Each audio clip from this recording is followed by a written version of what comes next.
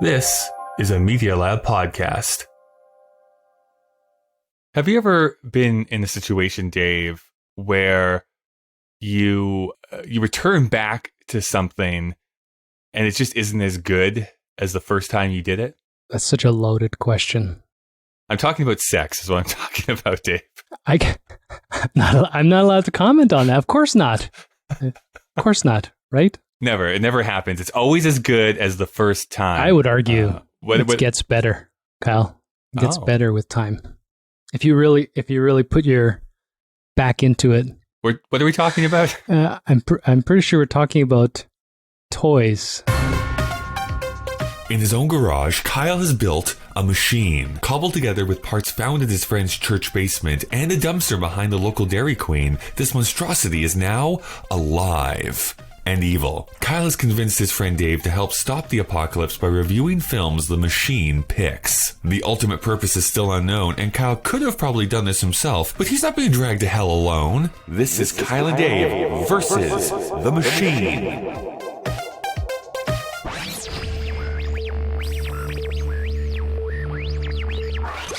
Welcome to Kyle and Dave versus the Machine. My name is Kyle. I'm Dave. And I'm the machine. A podcast where a sentient machine forces us to watch movies in order to prevent it from initiating the apocalypse. Although we do tend to talk about the ideas of the movie rather than the movie itself. For some reason, the machine is making us go through most of the films of 1999. But today, we get to talk about Toy Story 2. He's stealing Woody. What? Somebody do something! Woody was kidnapped. Woody once risked his life to save me. I couldn't call myself his friend if I weren't willing to do the same. I'm pecking you in your angry eyes, just in case. Let's move! Geronimo! To infinity And beyond! Don't talk to any toy you don't know! we'll have to cross. You're not turning me into a mashed potato. I may not be a smart dog, but I know what roadkill is. Drop! All right, so Dave, I think we need to start here, which is, what is your relationship with the Toy Story franchise? And then maybe we can come back to talking about Toy Story 2 specifically. I mean, I think the broader idea is I am and probably still am a big Pixar fanboy, regardless of, how people rank the movies. And so I can't place Toy Story and Toy Story 2 specifically in my life, but I have a recollection that I like essentially everything, with the exception of Cars. I think Cars is a travesty. The whole franchise should just be stricken. Right. But, we got free movie tickets. I even saw Toy Story 4. I thought it was great. I was really not expecting for that narrative to hold up after 20... For a movie that I thought had no reason to exist, It was much better than that. Yeah, I was fantastic. Like, as an escapist movie moment. And we saw it at Landmark Theaters here in Calgary, and Christ, that's a VIP experience, man. It's like you get a Lazy Boy, and we've never been to a Landmark cinema theater. Yeah. For people who are not in Calgary, or maybe not even in Canada, it is a very bougie theater. It's the Landmark Theater. It's bougie, all right. I can't... So a big fan of it. Yeah, of Pixar in general. And the only thing I think is that this is maybe the one where the girl cowboy shows up. But that's the other thing that I get mixed up with so many Toy Stories. I don't know what happens in each one. Yeah. I did recently watch Toy Story 1 with Disney Plus. Well, okay. I'll start with that because I do have a Disney Plus account as well. So the first Toy Story was one that I did not see in theaters. In fact, the second one I didn't see in theaters either because, as you well know, my theater was burnt down at the time. Your theater in your town burnt down? Yeah. In my small little town, Holy burnt shit. to the ground. I don't know how you lived. So definitely this was a VHS, I think, purchased by my parents because they bought most of the Pixar and Disney films around that time. So expensive. Love the first one. The first one is great. I actually rewatched it because the machine told us we're going to be watching the sequel here this week. I contend that the first Toy Story is a perfect film. I think everything that sets up gets paid off. I think all the characters are great. I love that movie. I think that movie's great. Toy Story 3 was the one that I saw in theaters, the first Toy Story movie I saw in theaters. And I remember the visceral reaction I had because I was convinced, spoiler alert, that the toys were going to be killed off in that inferno. almost at the end of the movie. And I was livid. I was so angry. I was like, you are going to do this? Because Pixar at that time had kind of switched from, I think, producing family-friendly movies to feeling very much like they were producing adult films that were pretending to be kids' films. I don't even think they pretend So anymore. They're all psychological dramas now. Well, I still like it. I was convinced that they were going to kill off the toys, and that's how they were going to end it. And I was like, you son of a bitch. But I've loved them. I love the Toy Story movies, even though I don't think the fourth is as good as the original trilogy. I think all of them are great, and I have fun watching them. Eminently rewatchable. So I have a high opinion of the Toy Story movies in general, for sure. I'm air nodding for anyone who's wondering where I'm at. That's right. I'm nodding with air. Well, let's see this. Let's go and thank some sponsors. And then when we return, we'll be talking about Toy Story 2. Hey there, everyone. Just Kyle here again. I really hope that your summer is going by very well. I know that in some places there are even drive-in locations that you can go in and try and at least replicate that theater experience, even though it might be a while before I feel comfortable going in and being surrounded by a bunch of coughing bums. Anyways, I'm here to talk to you about some of our sponsors that makes this show possible. First and foremost, Kyle and Dave vs. the Machine is a proud member of the Alberta Podcast Network. The Alberta Podcast Network is locally grown, community supported. This episode of Kyle and Dave vs. the Machine is brought to you by Storylines, a podcast from Women in Film and Television Alberta. Storylines highlights some of our province's most successful women in film and television, both behind the camera and in front of it. Host Sheena Rossiter is herself a filmmaker, and she has had some deep and instructive conversations with trailblazers and experts in the field. A recent episode that you might find interesting is their bonus episode that they had with Richie Johnson. Their description is, this week we hear from a makeup artist with a 65-year career. It's a profession she had never planned on. You can find Storylines on Apple Podcasts, Spotify, or wherever you listen to podcasts. You can find it at wifta.ca. That's WIFTA.ca. This week, Kyle and Dave is also brought to you by ATB, specifically Goodness Grows. So I want to talk to you about this new initiative from our friends at ATB called ATB Goodness Grows. Hashtag Goodness Grows is an initiative that motivates Albertans to bring joyful moments to others. We're all adjusting to being disconnected from the places, people, and experiences that we love, so making someone laugh or bringing a smile to their day has never been more needed or more powerful. From live streams connecting business owners to new and fun ways to celebrate things like Father's Day, ATB hopes to inspire Albertans to keep the goodness growing. To find out more or to get involved, you can visit atb.com/COVID-19/community. There'll be a link down in the description below. All right, Dave, that was an experience. It was okay. You look like you're positively whelmed. Yeah, I'm whelmed. That's a great way to put it. Let me push this button. We'll see what the machine wants us to say. So Toy Story 2 was released November 24th, 1999. The other major film release on that day was End of Days, written by Andrew W. Marlowe, directed by Peter Hyams, starring Arnold Schwarzenegger, Gabriel Byrne, and Kevin Pollak. That's a great movie. Arnold wrestles the devil. If you say so. Come on, man. We should have been one. You had a problem with South Park literally battling the devil, but the Schwarzenegger movie that does the same thing is high art. Yeah. Get out of my face. No. Well, we should watch that movie, even off the podcast, Kyle. We're not going to watch that movie. We're going to sit on a fucking couch and we're going to watch Arnold hand wrestle the devil, and you're going to change your mind. I think I already have a tumor. Okay, so Toy Story 2 is currently rated 7.9 on IMDb, 88 on Metacritic. On Rotten Tomatoes, as per 168 critics, it is rated 100%.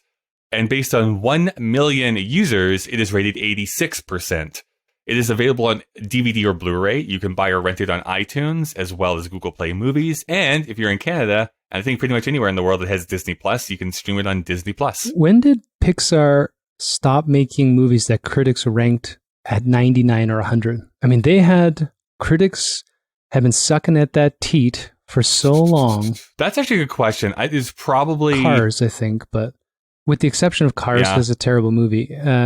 Like Inside Out's like 99 and There's been ones. I think Coco actually got pretty high up on there too. Yeah, and I like Coco's Coco a lot. great. I really enjoyed Coco too. But yeah, it doesn't happen as much anymore as what it used to. Well, a lot of other companies caught Anyways. up animation-wise. All right, let's move on. Yeah. Sorry. Its budget was $90 million.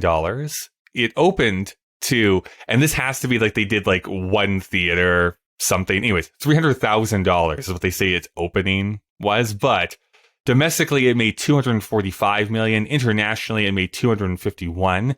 So its total was $497. If you look at inflation, that means it's $764 million. It was the third highest grossing movie of 1999. So it made a ton of cash. You know what's weird? I kind of expected it to be more. I mean, that's way too much, like in terms of conceivable dollars, but Right. I mean, it's Pixar. I have this assumption now that everything's when movies nowadays make like $1 billion in like yeah. in a month, it's just a different Yeah, it's thing. different. Fun little side fact, and this is only because I read this article a few years ago. You should really look up the production of Toy Story 2. It has a really interesting production history where it was supposed to be like a direct-to-video, and then they said like, no, let's give it back to Pixar. It was going to be just a Disney animated film. It's like let's give it back to Pixar so we can release it theatrically. And like 4/5 of the way through the production of the movie, somebody accidentally ran bad code and deleted the whole movie off of the servers. And the only reason they were able to recover it was someone who was on maternity leave had gotten a copy and brought it home with them. It's a really fascinating story if you want to go into the making of this movie. Just read Creativity Inc. I just had this quick thought, Kyle. Number one, that that publisher should pay us for that plug. And number two, that... you know, it'd be interesting other than inflation. I just realized movies in 99 cost $4 and now cost $25 to see a film. Well, that's big. I mean, that was something I was going to even bring up last week is like the kids go to see a movie and it's $8 to go and see a movie. I'm like, no, like for me, it is bare minimum 13 to go and see a movie. It'd be interesting if there were a way to extrapolate attendance versus dollars. That's actually a good thing. How many people actually went and saw it? Let's move on. Well, anyways, this plot description from IMDb is, when Woody is stolen by a toy collector, Buzz and his friends set out on a rescue mission to save Woody before he becomes a museum toy property with his roundup gang Jesse, Prospector, and Bullseye. 1 second. I'm pretty sure that's good. That's so loud outside my window. Someone is still mowing grass. Damn trash pandas. It stars Tom Hanks as Woody, Tim Allen as Buzz Lightyear, Kelsey Grammer as Prospector, and Joan Cusack as Jessie. So, Joan Cusack was born October 11th, 1962. Her first film was a teenager in the 1980 film My Bodyguard. She would then have a small part in 16 Candles before being cast on Saturday Night Live for 1 season. After that, she would have credits in things such as Broadcast News, Working Girl, Addams Family Values, and 9 Months. The late 90s was pretty good for her, as she'd be in In and Out, Grosse Point Blank, Cradle of Rock, and Runaway Bride. After this movie, she'd go on to be in High Fidelity, star in her own TV show called What About Joan for 1 season, and then be cast in a great little film called School of Rock. Classic. She'd appear in every Toy Story sequel, as well as being in Popstar, Never Stop, Never Stopping, as well as appearing in a couple of TV series such as A Series of Unfortunate Events and Homecoming. Currently, there is no upcoming films. I've always liked her. I think eccentricity is fun to watch in films, and she is one of those people that has a singular character because she's so weird. But I don't know if she's written into the movies that she's in, but she's everything I've seen her in. She's fun to watch, but she seems like she's insane, so it's awesome. Well, let's go into Kelsey Grammer. He was born February 21st, 1955. He got his start in TV, appearing as a guest star in such things as Ryan's Hope, Another World, 227, and Kate and Alley. However, the role that would propel him into the limelight was as Dr. Fraser Crane. He first appeared in that role in a 3rd season episode of Cheers. That guest spot would become a recurring guest spot, and then he joined the cast, and once that show went off the air, he would continue being Frasier in the spin-off sitcom Frasier. As far as I know, he ties the record for portraying the same TV character consecutively for 20 years. If you really want to know, it was James Arness in Gunsmoke, who also portrayed a character for 20 years. But no one cares. He would also voice the... You do. Yeah, I know. He would also voice the classic Simpsons character Sideshow Bob in the 1st season of that show. He is a fan favorite and has returned to voice that character 13 additional times.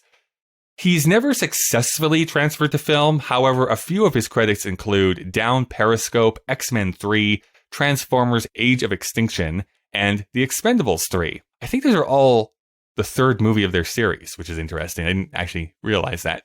He lent his voice to many TV series over the years and has most recently been seen on the TV series You're Not a Monster. Up next is the film Money Plane, which is described as a professional thief with $40 million in debt and his family's life on the line must commit one final heist. Rob a futuristic airborne casino filled with the world's most dangerous criminals. I'm pretty sure he plays one of the criminals. It's such an amazing premise. It's probably written by Trey Parker and Matt Stone. Like, what about The Rock, but in the air? That's what it feels like. Flying casino. Great. Listen, you have like an entire novel to read here, Dave, so I'm going to send this over to you, and you can read what the machine wants you to read. I'll have to read this really quick, except we'll see how quickly I can read it. No, that doesn't. Did that work grammatically? Yeah, sure. Why not? Tim. It's not like we've recorded 2 of these episodes back to back, and I'm going loopy. Yeah, why would we have exhaustion when these are separate days? You know, we've had a week break to watch this together at the same time in unison. One day, Kyle. One day again. We'll get back to it, yeah. Tim Allen, born June 13th, 1953. His first credit is the 1988 film Tropical Snow, not to be confused with Tropical Thunder, no. But as was fashionable in the 80s and 90s, he was a stand-up comedian who went on to have his own sitcom. That sitcom was Home Improvement. It was massively popular and lasted 8 seasons. It also co-starred Jonathan Taylor Thomas, aka JTT, who is responsible. Oh my God, do I have to read this? Who is responsible for Kyle's sexual awakening? I think we do have to talk about that. I don't know what you're talking about. That's the machine editorializing once again. For a while. Did you, by the way, I just want to know the difference between maybe East and West, different family makeups. Did you ever watch a single episode of Home Improvement? Not like on TV. I've seen it, but I don't know if it's in reruns. I've seen every episode. That's why I say that. Like, we grew up watching this as a family. Oh, no, we wouldn't watch this as a family. But I think, maybe in the rerun cycle. And I think I was pretty, like a fan, I suppose, of Tim Allen, because he was pretty big around this era. So it might have looped back in a rerun thing. But we didn't watch it. What was the neighbor, Al? Yeah, I know a few of the nuances of that show, but Al was his co-star and partner. Yeah, but Wilson was his neighbor, which you never see his face. Not that it matters, until the end when it turns out he's a serial killer. For a while, it seemed he would be one of the few television actors to be able to transfer to film, as he had a few massive hits. The Santa Claus would spawn a few sequels. Jungle to Jungle, while not reviewed very well, was a modest hit. Toy Story and Galaxy Quest all came out within a few years of one another. Galaxy Quest is one of my favorite movies. I mean, I think it has to be said, and I don't think people understand this context maybe anymore, but there was a short period of time, granted, where Tim Allen was actually really popular. Oh, that's what I'm saying. Like, he was huge. He was huge. Could be in movies. He would open movies. He was like in TV. Like, I don't know. That doesn't happen anymore, but yeah, who knows? There's that schism between, I don't know, the TV actor, I don't know, face or personality and the movie persona. It's weird that they're different, but they are different. That's a hard hurdle. That's a high hurdle. That's a hard and high hurdle. A high. What are you saying? Are you having a stroke on me here, Dave? Finish your novel. Jesus. You're only like a third of the way through. Oh man, it's weird because we just started taping. I don't know why I'm losing my focus here. His career would then start to lag behind in such Disney films as Christmas with the Cranks. I think that's what ruined him. Christmas with the Cranks. That's an awful movie. I agree. Yeah. The Shaggy Dog and Wild Hogs. Yeah, those are. I don't even know what the Shaggy Dog is. He provided the voice of Buzz Lightyear in TV series, short films, and video games. But he returned back to television in 2011 for the sitcom Last Man Standing. It was popular and ran for 9 years. Never heard of it. Currently, my parents love this show. Like, they loved Last Man Standing. But I don't think anyone under the age of 40 has probably seen that show. Actually, well, fuck you. And number one, because I'm over 40. And number two, I think we had canceled cable, actually, by 2011. Yeah. So currently, he has no upcoming films. Tom Hanks. Oh, Tom Hanks, right? I love him. king. Born July 9th, 1956. Do you think, though, he has like a secret? He's got some secrets. You can't. You have your theory on Meryl Streep having skeletons in the closet. I am convinced that when Tom Hanks passes away, things are going to come out, unfortunately, and like ruin my impression of him. Books, man. He's just too automatic. Anyways. Nice. His first credit is the 1980 film He Knows You're Alone. However, he would come to small fame for co-starring in the TV show Bosom Buddies, which ran for 2 seasons. But then he'd find success in the mid-80s by going on a streak of successful films. Splash, Bachelor Party, The Money Pit, Big, Joe versus the Volcano, A League of Their Own, and Sleepless in Seattle. I've watched all of these movies, and I've loved all of those movies. I'm such an old man.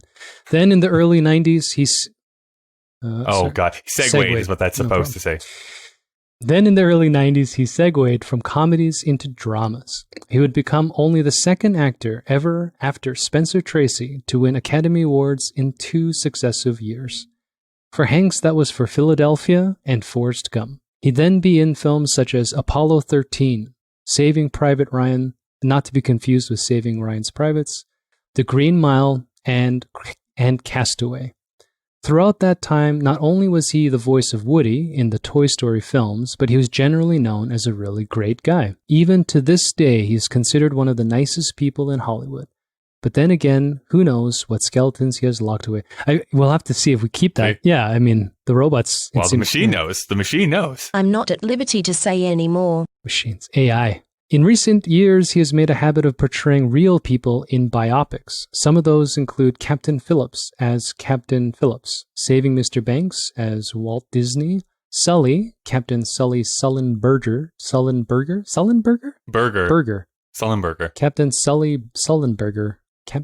Sullenberger. It's not a tongue twister. It feels like one. Sully, Captain Sully Sullenberger, and A Beautiful Day in the Neighborhood, where he played Mr. Rogers. Up next is Greyhound. Its plot description is, early in World War II, an inexperienced U.S. Navy captain must lead an Allied convoy being stalked by Nazi U-boat wolf packs. Right? You want an explosion after that. Kapow. That's what he said. This movie is written by Andrew Stanton, Rita Xiao. Is that right? Xiao? Yeah, let's do it again. I think, yeah. Rita Xiao, Doug Chamberlain, and Chris Webb. We're not going to go through each one of these people, but they all were working for Pixar at the time. Andrew Stanton would go on to write and direct Finding Nemo and WALL-E. Rita Xiao is currently working on an animated film called Lucky.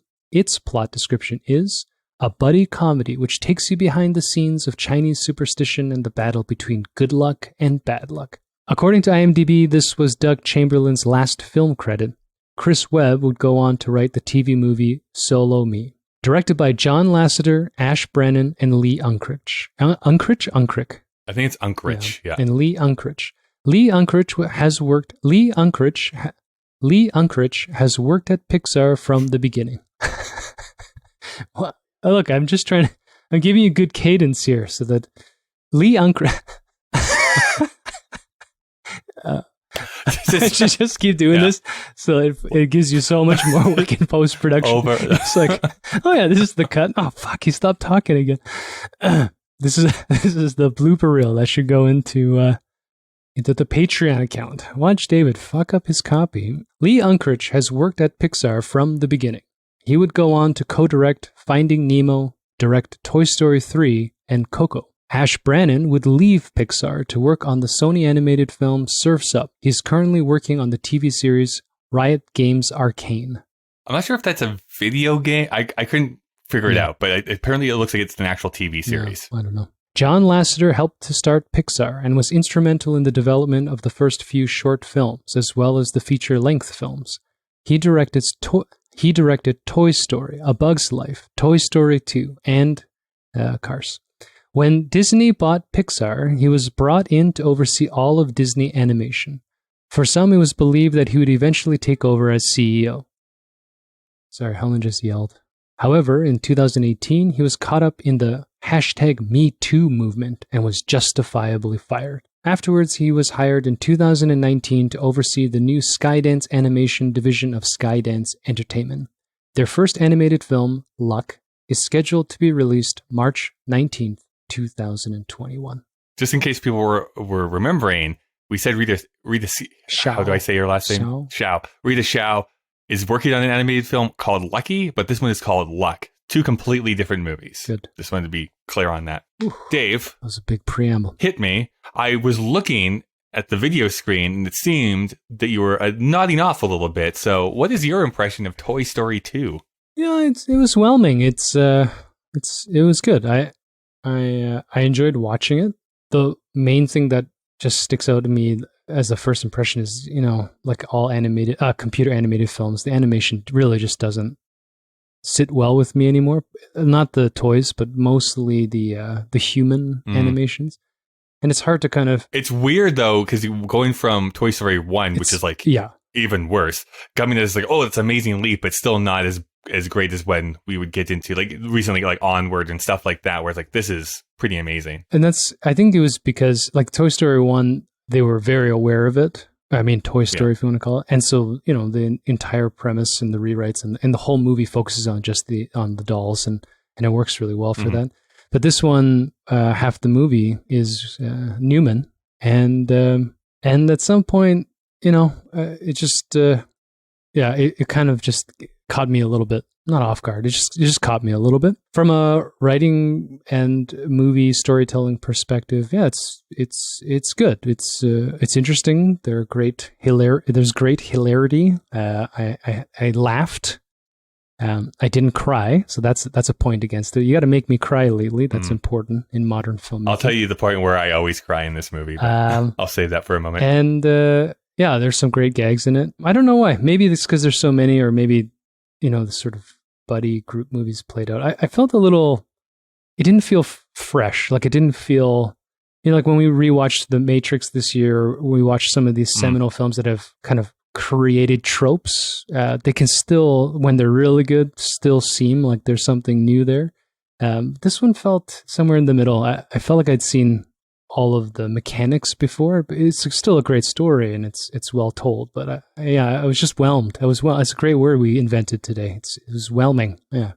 I don't know if we invented it, but I mean, I think for me, I think there's a reason behind that feeling, which is this is essentially just like an inversion of what the first film is. So it's like it is going through the same story beats pretty much. Yes, a little bit of a different plot, but the essence of a toy being saved from a place that they're taken to is the first movie over again. Why this one is not like a 5 out of 5 home run for me is that it does feel a little bit similar, but also the first Toy Story, probably because of budget constraints and that sort of thing, there doesn't feel like there's a wasted second in that movie. And in this one, there's a couple of plot lines I'm like, you could probably cut this out because it has nothing to do. Most notably, and it's there because of like the Star Wars parody, but the whole like Lord Zurg and Buzz 2, I would remove this entirely from the movie because it really adds nothing to the grand total of its parts. Just a side note on that, I was kind of, upset's a strong word, but I was kind of put off because as you know, Kyle, we let my son watch this with us. Yeah. And it fucking ruined Star Wars. And so now when my son actually can watch Star Wars, he's going to make a reference to this movie. Yeah. And I have an anecdote for you that actually happened to another podcaster I listened to. They mentioned this in a story where they were letting them watch the Toy Story movies because they're age appropriate to watch them now. And he'd forgotten about that point. I'm like, oh, I just ruined Star Wars for my kid. It's frustrating. Yeah. I mean, it's not that they're not allowed at that point. I mean, it's 99, so it's been, what's Empire? 79 or? But no, Empire is 80, 81, and 80, then Return of the Jedi is 83. So it's been 19 years. So it's not like they're not allowed. But I did have that personal thing where I was like, oh, you broke your TV. You broke your TV in front of your child. That wouldn't have been the first time. So that part's a little bit, but I agree with you. There's just something, it's not tight. It's not, you're not on the edge of your seat. You're not in the narrative entirely. It takes you out from time to time where, I mean, it's still fun. I mean, what I will say is I still have, I love this movie a lot. So I once again, I think my rating is going to be much higher than yours. Is probably going to end up being. Some of the positives I have is that I do think that Kelsey Grammer is cast so exceedingly well. He's able to get that menace in his voice. He has menace in his voice. But at the same time, Well, he has menace in his voice anyways, like that deep baritone that he has, but he's also able to seem sweet at the same time. He's able to play that back and forth really, really well. He just has a great voice for voice acting. I think all of like the old style toys and stuff that Woody sees, like I could actually envision those being made. I actually kind of want to own some of them just to have them, the old knickknacks and stuff like that. And the part that does make me cry every time, it's not that it's a musical, but they do have the Sarah McLachlan song, Jesse's song, that happens like halfway through. And it always makes me cry. It literally always makes me cry. It's like that song. All I can think about is her putting the music to the give money to the dead dogs. I will remember you. Yeah, but I know it just gets me every single time. She's a big deal. I will say against Sarah McLachlan, but yeah. Do you know the fan theory, though, by the way, of, I think it's Lucy is what they say is what her owner was? I can't actually remember now.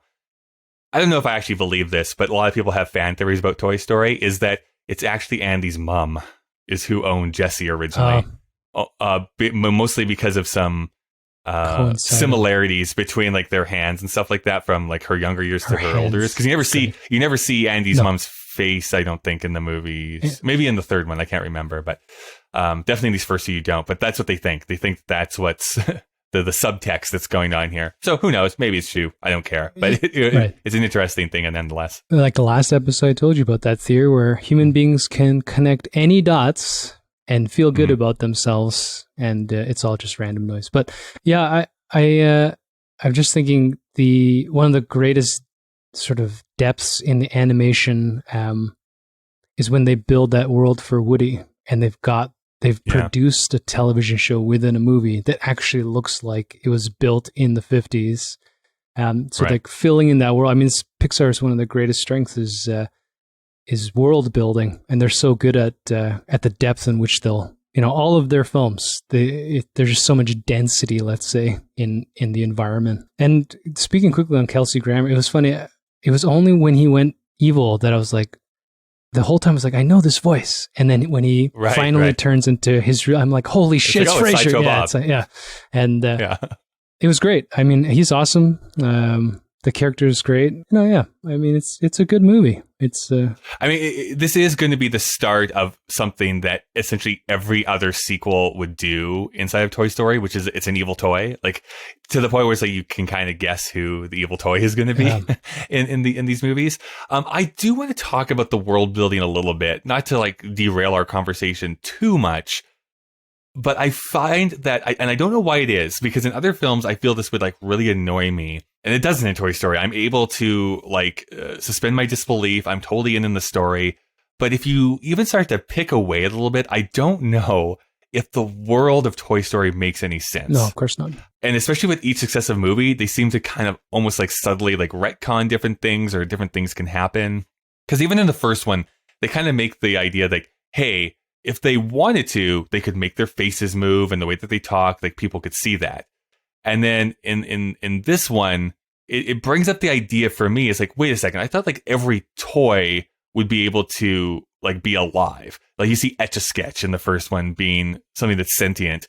And in this one, none of those collectibles are sentient in any way. I'm like, well, why aren't they sentient? Like, why don't they come to life when the person leaves the room? So it's one of those things where it's like, I don't know if this actually makes sense if you really delve into it, but I don't think you're meant to necessarily. But if you really start to delve into the world of Toy Story, I also will say that no matter how you think about this is the movie that really brings up, because the prospector says, come with me so that you can be in this museum and beloved by people for the rest of your life, or die in a landfill somewhere, which is kind of what the third one explores a little bit.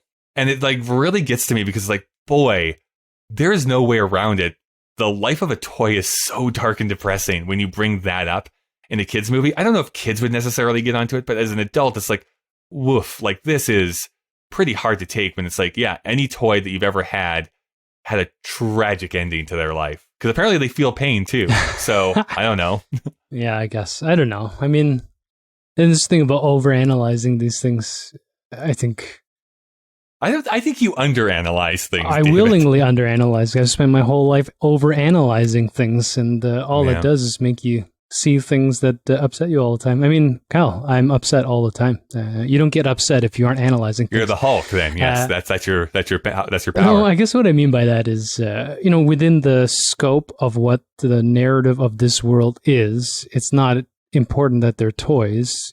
It plays as a gag, right? And what they are kind of like existential stories about the meaning of life, and all of them. It's played out as the relationship and the role of a toy for Andy, or for, I can't remember who the girl comes in next. It's not a sister. Anyways, it doesn't matter. Whoever the subsequent children are as the movies age. Yeah. But even in that, you see that it's not that important who the kid actually is. They're just talking about how you fit into whatever role you're supposed to play. Even the original concept of the Buzz Lightyear, and it plays again in this, being an individual versus being the mob, being mass produced, and how you differentiate yourself. And for them, there's that, it's very 60s actual existentialism, like you're defined by the actions rather than some overarching rational theory. So yeah, this is why I poked at you. It's like, you can't, I don't know. When I watch movies like this, I think that there will be kind of like quietly Santa Claus and Easter Bunny and stuff like that. There's going to be an element where the influence that movies like this will have on children will have some psychological impact. I mean, how creepy will it be for some kids to actually take this movie literally and presume that when they leave the room, all the toys, it's like something out of a fucking horror movie, and they're all running around, and then they all collapse in another space. I think I'm willing to not care, because I'm trying to follow whatever they're trying to show me. Like in this case, Woody's actually about to turn to the dark side, right? He's ready. Right. He's ready to give it all up. Well, he's ready to go. Well, that's the thing. So I'm going to pull on this thread even more, even though you hate analyzing things. Do you have a sense of like what the what the themes of these movies actually are? Because for me, I could look at it from two different angles. Whereas like ultimately, every one of these Toy Story movies is essentially about death. Now, if the sequels had never come out, I don't think that would be true. But because I think you need to start to look at this as like a body of films altogether, even in this sequel, Woody is pretty willing to leave Andy behind and be like, you know what? Yes, I belong with these people. I'm here for the greater good. And that ultimately gets paid off in the fourth one, where he leaves. He goes on his own journey to be his own lone Such toy. A jerk. Spoiler alert for... Oh my God. But what I mean here is that's what I kind of started to look at this as, is like these toys, these the avatars that we're looking at this film through. Woody has basically been our primary character, and it's basically been him being like, hey, I have a purpose, and my purpose is to help this boy and help this kid out and like bring love to his life. But then him realizing ultimately that those kids grow up and don't really need you anymore. So how do you define yourself when that person doesn't need you anymore? And then finally come to a resolution like, hey, I can actually make up my own meaning in my life and go out on my own way. So whether you want to look at that as a parent and a child relationship or a child and a parent relationship, I don't know how you want to look at that. But either way, it is that ultimate decision. Like, I'm with this person and there's this definition of our relationship for a bit, but then I need to actually make my own meaning in my own life without that person involved. Anyways, these are heady things for a kid's film. And again, I don't think kids are going to pick up on that necessarily, but it's something that I find fascinating about these films. Well, I don't know. I don't think any Pixar film is intended to be a kid's film. I think all of them are dressed up as kids' films, in the sense that they rely on... Do you think that's a negative towards them, or are you just... No, that's just the way they are? I think initially it was a huge positive, because it plays to both... I mean, from a marketing perspective, whether that was the intent, that it plays to two separate demographics, like general demographics, that's a huge win from a commercial standpoint. But it used to be much more ideously done. So like, for example, what you brought up with Toy Story, I think in a similar sense, but I think I'd reverse it. I think these movies are existential in a philosophical sense, because they're not preoccupied with death. I think they're preoccupied with living, about the question of what it really means to live fully. So the first movie, it's Buzz Lightyear. In the second movie, it's Woody with his own existential crisis. And ultimately, I would assume that the writers are questioning the idea of whether a person should be defined by a role that they play at all. So you brought up the nuance of like, a child and a toy, a parent, a sibling, whatever. I think this sort of stuff transcends that. I think the base is actually more about, even if you're watching this movie as like the characterization, let's say, of a single person in a dead-end corporate job, whatever, this movie will still speak to you, not because you may or may not have relationship or parental or whatever issues, but even within the smaller corporate context, you're going to be like, well, I'm labeled an accountant in this in this thing, but what is my true role in life? I think that's what these movies speak to. And I think up till somewhere in the midpoint of the Pixar, they're really good at navigating that in a very idealistic way. I think what's happened recently is they're swinging way too far into the adult, critical, a very kind of depressing space where, like you said, I think they're becoming more preoccupied with death. Maybe because the writers are aging or have whatever bitterness. I have no idea. But, even from Inside Out, like I ugly cry. I was in a very depressed state when I watched that movie.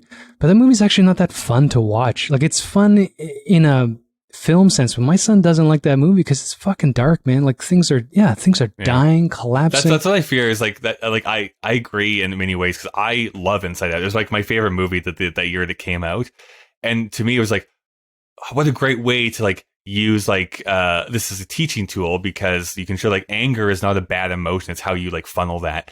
But I think you're right. I don't think kids necessarily like that's not going to be their first choice. For my nephew who's 6, like he loves Toy Story. Loves all of them. He watches them literally every single day. He would watch all of them back to back to back if he was allowed to. So these ones still transcend, it seems, the culture and the age range of the people. And I think the newer ones, not that they're bad, but I think you're going to come to them later in life and be like, oh wow, this is a great movie. But then I'm an adult watching it. It's funny that you think you're an adult. I think that's where these other animation companies, and we're getting way off topic, but I think that's where they're kind of gaining ground on Pixar and Disney now. Like when you, Despicable Me, etc., were pretty funny, like in a gag reel sense. But when I watched Despicable Me 3, I mean, they have 2 separate movies. One is slapstick, hilarious cartoon shit for the kids, and the other specifically targeted with references to all the adults, with the 80s culture and just silly shit like that. There's a lot more intent and nuance, while it's still very light and kind of like Disney owning MCU. Like when you look at your favorite world, when you look at the beginning of the MCU dynasty, it stays in the same place. They're technically PG-13 family movies, but by the end, Christ, like kids should not be watching that shit. Yeah. Like those are not kids movies. I might be prudish in that sense, but holy crap, like dark, man. People die all the time. It's yeah. I mean, again, at the same time, like, I guess I am pretty cavalier in that I don't think it's wrong to have death show up in a kid's movie, but I guess it's how it's treated. Like, I still remember being a bit traumatized by Mufasa being trampled to death in The Lion King, crying in the theater. I'm like, I can't believe I'm seeing this. But I mean, Bambi did that 40 years before that. So I mean, like, this is stuff that have been well trod in animation. First movie I cried in was Transformers because Optimus dies, and I was just like, it broke my spirit. Because of how bad it is. Yeah. You mean the cartoon? No. Michael Bay can go, take a long walk off a shirt or whatever. But no, I'm talking about the the only accurate Transformers movie. Although Bumblebee was okay, and when Optimus dies, I actually cried in the theater. And, in every culture except North America, the idea of death is actually not cavalier, but it's part of the familial structure. But for whatever reason, in North America, it's the opposite. People fear death a lot more here. But so I don't mean to sound that way. I look at Toy Story and the way it's built, and I think it's a couple of younger writers in their era trying to proselytize, is that right? Proselytize, try to, just speak out to tell people that, in that American dream, like you can be whatever you want to be, you just got to go in. But within these parameters, So some notes that I took, just going back on that point I was talking about how new rules are being brought out here. Some things that, again, kind of break the world if you are really looking at it too much. Apparently, toys also sleep because the prospector is able to literally go in front of Jessie without her knowing that it was him that turned off the television. So that must mean that toys actually fall asleep. And then some toys can control limbs that are separated from them and some can't. So Mr. Potato Head can lift up his eyes and see, but when Woody's arm gets ripped, he can't control his arm anymore. Anyways, weird. I don't know what that really means anything, but it seems like, oh, that's weird. Yeah, it does not, Kyle. I'm just going to put my foot down there. It means nothing. Yeah. Just leave Woody alone. I'm also curious when this movie actually takes place. Meaning, like, is this a year after the last film, 2 years after the last film? I was finding it hard to really figure it out because the dog is still a puppy, which they got at the end of the first film. But then, what does he mention? But they're faxing things and stuff like that in this movie. I'm like, I don't know. Maybe in 1999 that was still a big practice. It just felt weirdly anachronistic. Faxes and pagers were still par for the course, as they used to say. You were old enough to remember that. Parlance. So I guess ultimately, do you think, this is our favorite question here, do you think this is still culturally relevant to our world today? I don't know. People still watch it. Yeah. The only thing, where I'm trapped is, number one, I'm not sure the animation, and it's unfair because it's animation, but I'm not sure it holds up in a comparative sense. I mean, what you can do with animation now is actually kind of getting frightening. Like, even outside of deep fake and all this creepy, AI shit. It's like watching Toy Story 4. If we split screened it, it's going to make this thing look like it was drawn by children. Like, it's just such a huge. It's so true. Like the rain and like the lighting effects that are in Toy Story 4 is like, it's beautiful. And it's like, you go back to Toy Story 1 and like, oh, they had like 4 colors they could use as their palette, and that's what they were stuck with. Right. And so it's unfair, but it is a bit jarring. I mean, there are television shows now that with higher production value than what it seems like this thing had, but it's revolutionary at the time. The other thing, I know it's part of the story that Newman had to be such a cartoon character bad guy, even though we had a cartoon character bad guy, but it's kind of hard to watch. I think that's a trope that was a very 90s thing. And I see that we're starting to watch another K-drama, and some of these television ideas of having pure white and pure black. Like, if you're a good guy, you're like untouchably good, and if you're evil, you're just the worst of the worst. Yeah. And so with the bad guy with zero redeeming qualities, it feels a little two-dimensional, just the way storytelling is done nowadays. Everything's about this 3D animated film feels very two-dimensional. That'll be the pull quote. And then the other thing is, we live in a world now, especially now more than ever, where the culture is about to break. Why are you looking at me? I mean, it's been broken, but it's breaking in public. And so watching a movie about like this weird, even like the trope of a cowboy TV show, and these, it feels dated. It does feel a little bit dated for me. We live in a cynical world. All right. They're setting cars on fire again, man. This happens only every 2 years now. So, fuck. We're done here. The machine has told us that we need to wrap up here. So, Dave, this comes to our... Oh, I didn't even mention this last episode. Not that I remember recording last week's episode, but we have to rate this movie here today. You can find our entire list on our Letterboxd page. You can see the link in our show description. It's letterboxd.com/KDVSTM. KDVSTM, of course, is where you can also find us on Instagram or on Twitter. And if you haven't done so already, if you want to leave us a review on iTunes or wherever you listen to this podcast, that would be greatly appreciated by us. What are you going to rate Toy Story 2, Dave? I'm just weighing, like you just brought up, between the cynicism and being like overly critical and sensitive to just, the experience of watching this movie. I think I'm going to land on a 3.5. I think the cynical part of me wants to be a 3, but I'll pull up. I'll pull up. I wish I had made my guess beforehand, because that's what I thought you were going to give it, and I was proven right. Not proven anything. You didn't make the guess, so now you just... I didn't say anything. Just come off like... like I said, I really enjoyed this movie. I think it's eminently rewatchable. I just don't think it's as good as the first one, so it loses a bit of a point for that. I'm rating it 4.5. You're just in a mood. You're just in a mood. You're just skipping and fucking tra-la-laing along the animated highway of 1999. So that means that it is averaged out to 4. That's pretty good. So once again, we have to figure out where we want this to land. we have 3 movies that we have rated 4. So there's 10 Things I Hate About You, Lock, Stock, and Two Smoking Barrels, and then Go. And that is in the order from top to the bottom. Where would you personally put this in? Give it to me again. 10 Things, Lock, 10 Stock. Things I Hate About You, Lock, Stock, and Two Smoking Barrels, and then Go. Part of me wants to say second, but I think it's better than all those movies. I mean, I would put it above. I would put it at the top of that list. I like 10 Things I Hate About You, but I think I do too. I like I that. think I would watch Toy Story 2. Like, I don't know. What do you think, Kyle? Where are you going to be at? They're both on Disney Plus, so you can watch both of them anytime you want. Honestly, it would depend on the day whether I would put 10 Things I Hate About You or Toy Story 2 above it. So I'm fine with putting it above it for right now. So we can leave it there, which means that Toy Story 2 will enter our list at number 6 on our list. How many movies have we watched so far?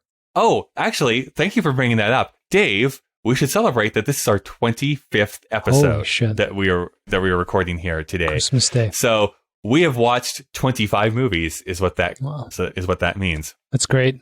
Who knows when we will end this diabolical machine's mission to watch movies of 1999, but that is where we're at here right now. I tried my best with the lemonade, but it didn't work. Didn't work. We don't do callbacks on this show. So let's go into trivia. This is one of 3 Disney movies to win a Golden Globe for Best Picture. The other 2 are Beauty and the Beast and The Lion King. So interesting little fun fact. 3 times a animated film have won Best Picture at the Golden Globes, but funny enough, no one cares about the Golden Globes. So, second trivia thing. While driving around Al's Toy Barn, the gang drives down the Buzz Lightyear aisle. Tour guide Barbie tells them back in 1995, short-sighted retailers did not order enough dolls to meet demand. This is an in-joke and a fact. When the original Toy Story was released, toy sellers did not think the movie would be a hit, and they indeed did not order enough dolls to keep up with demand. The joke is also a self-deprecating dig at Mattel, which denied use of the Barbie character in the first film, thinking it would be a flop. So, joke's on them, I suppose. No callbacks. Dave, right? I can't reference your enjoyment of South Park for the same reason. Dave, I'm going to send some of these trivia things over to you. Okay. Trivia. This was the first sequel for both Tom Hanks and Tim Allen. Tim Allen would get a taste, though. Interesting. He would get a taste. Yeah, he'd do this, the Santa Claus sequels, and yeah, he would do it. Shit. When Woody first sees the Woody's Finest Hour tape, it stopped in the middle of a cliffhanger with Stinky Pete saying Woody's Roundup was cancelled before airing the conclusion. This is the very same tape Woody plays for the others when they come to rescue him, except he failed to pause it.